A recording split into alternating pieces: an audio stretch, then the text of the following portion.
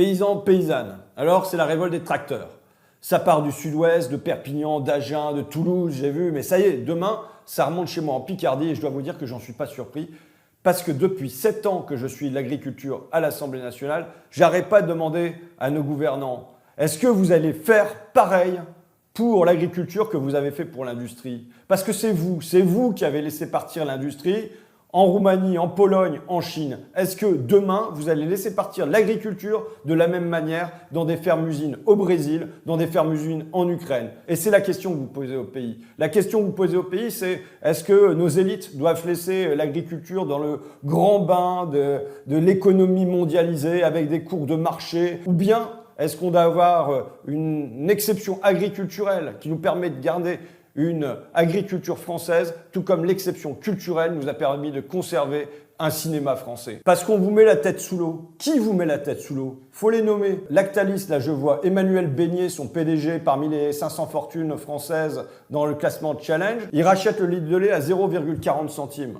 Faut imaginer ce que c'est. Ce prix-là, on le réclamait il y a 3-4 ans pendant les états généraux de l'alimentation. Et pendant ce temps-là, le prix de vos entrants agricoles pour nourrir vos vaches, il a presque doublé. Le prix de votre gasoil, il a triplé. Et comme si ça suffisait pas que le prix du gasoil ait triplé, il faut que l'État en rajoute par là-dessus. Là, au 1er janvier, il décide de doubler la taxe sur ce gasoil agricole. Alors que, on le rappelle, mais les avions dans le ciel, le kérosène, il est toujours détaxé pour aller faire du tourisme d'un continent à un autre. Cette taxe sur les gasoils agricoles, c'était le déclencheur en Allemagne, aux Pays-Bas et ailleurs en Europe. Mais ici, aujourd'hui, je citais Lactalis, l'industrie agroalimentaire, son taux de marge n'a jamais été aussi élevé. 49%, ça sur le dos de qui? Sur le dos d'un côté des consommateurs, mais sur le dos de l'autre côté des agriculteurs. Sur votre dos. On fait quoi contre ça?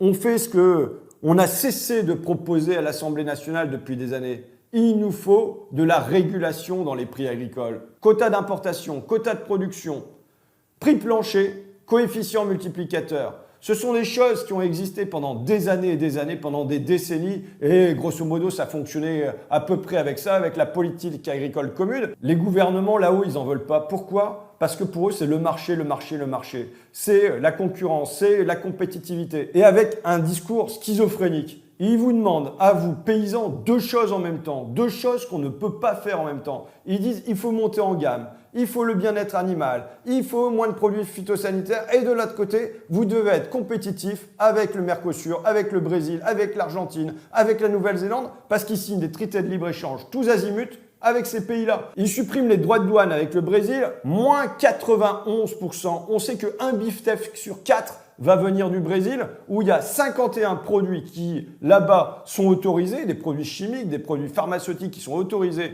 sur les bêtes, qui sont interdits ici en Europe. Et avec un salaire minimum qui, là-bas, est de 350 € par mois, contre évidemment 4 fois plus ici et heureusement en France, avec des fermes-usines qui sont 15 000 fois plus grandes là-bas au Brésil qu'en France. Et on vous dit qu'on vous met en concurrence avec ça, mais en même temps, faites du haut de gamme. Comment vous voulez y arriver? Il faut choisir entre les deux objectifs. Pour ma part, pour notre part, c'est choisi. Ça, c'est pour aujourd'hui. Et pour demain, ça sera quoi? Ça sera la concurrence avec l'Ukraine, des fermes qui font plus de 10 000 hectares et un salaire minimum qui est à moins de 200 € par mois. Alors que le président Macron l'avait dit pendant la crise Covid. Il avait dit « Déléguer notre alimentation à d'autres est une folie ».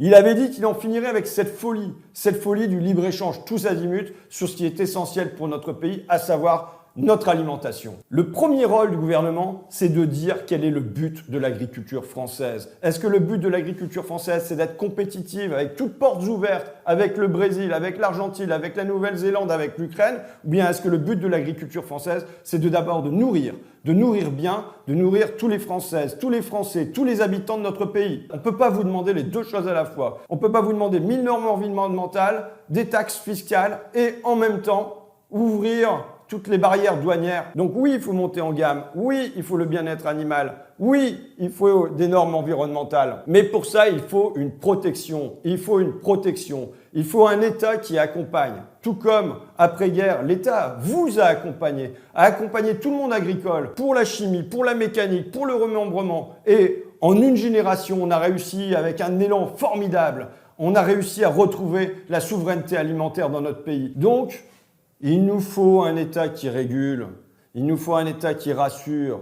Il nous faut un État qui protège. Il nous faut un État qui simplement vous permette à vous, comme à tous les Français, toutes les Françaises, tous les habitants de notre pays, de faire quoi? De vivre de leur travail, de bien en vivre, de bien le vivre et pas seulement d'en survivre. Bon, et puis évidemment, je vais aller rencontrer les agriculteurs de Picardie avec qui on a déjà ce débat-là, souvent et depuis longtemps, mais c'est avec plaisir que si vous montez à Paris, je l'aurai avec vous à l'occasion du Salon de l'Agriculture, mais sans doute avant, si jamais vos tracteurs parviennent jusqu'au périphérique.